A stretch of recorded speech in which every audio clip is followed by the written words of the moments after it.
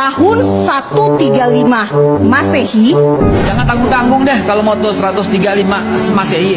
Gimana kalau 1978 sebelum Masehi? 1978 sebelum Masehi, lahirnya Nabi Ibrahim di Babilonia, yang kemudian Abraham kalau kata orang Kristen, ya Avram kalau kata orang Ibrani, Ibrahim kalau kata orang kita, adalah orang yang sama. Kemudian dia pindah dari Irak, tanah orang Arab, kemudian pindah kemana? Ke Hebron.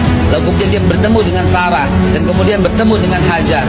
Dari Hajar kemudian akhirlah Ismail, dari Sarah kemudian lahirlah Ishak. Apa agama Nabi Ishak? Apa agama Nabi Ismail? Apa agama Nabi Ibrahim? Apa yang ditinggalkan?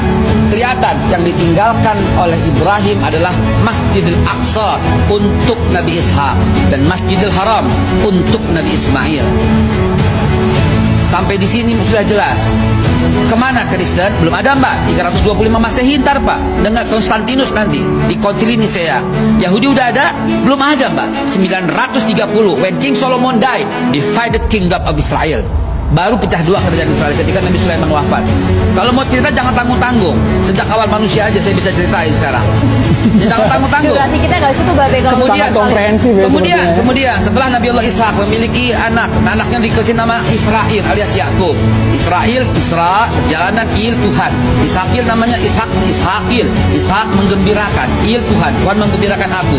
Ismail namanya Tuhan mendengarkan aku. Isma mendengar itu. Oke, itu bahasa Ibrani semua, tapi tolong perhatikan.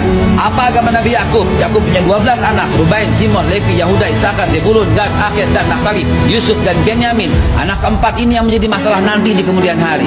Mereka masih beragama Islam, belum ada agama Yahudi, dan mereka semua Bani Israel. Bani Israel adalah Muslim. Kemudian Nabi Yusuf kemudian pindah ke Mesir, dan kemudian dilanjutkan oleh Nabi Musa, mungkin disebut oleh Moses, dilanjutkan Nabi Joshua atau Nabi Yusha bin Nun. Kemudian Yusha bin Nun berhasil masuk kembali. Itu Israel masih benar.